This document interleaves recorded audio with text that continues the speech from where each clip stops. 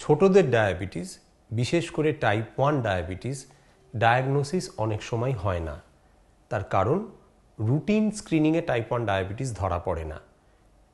অথচ বেশিরভাগ ক্ষেত্রে আমরা কি দেখি, টাইপ 1 ডায়াবেটিসের বাচ্চা হয় ডায়াগনোসিস হয়ই না এবং মারা যায়, অথবা ডায়াবেটিক কিটোঅ্যাসিডোসিস নিয়ে হাসপাতালে ভর্তি হন।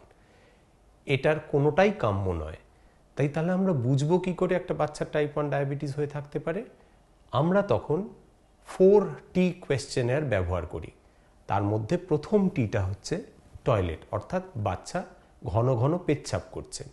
দ্বিতীয় টি হচ্ছে থার্স্ট, অর্থাৎ বাচ্চাটা তেষ্টা পাচ্ছে বেশি এবং বেশি বেশি জল খাচ্ছে। তৃতীয় টি হচ্ছে বাচ্চাটা টায়ার্ড, অর্থাৎ ক্লান্ত হয়ে পড়ছে খুব সহজে, আগে যেরকম ছিল না। এবং শেষ টি হচ্ছে থিননেস বা ওজন কমে যাওয়া।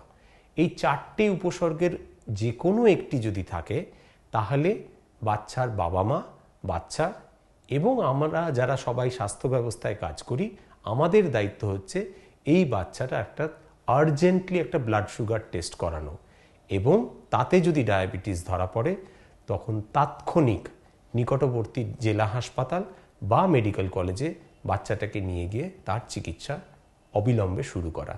তা না হলে কিন্তু এই আনডায়াগনোজ টাইপ 1 ডায়াবেটিস বাচ্চার ক্ষেত্রে কিন্তু প্রাণঘাতী হতে পারে।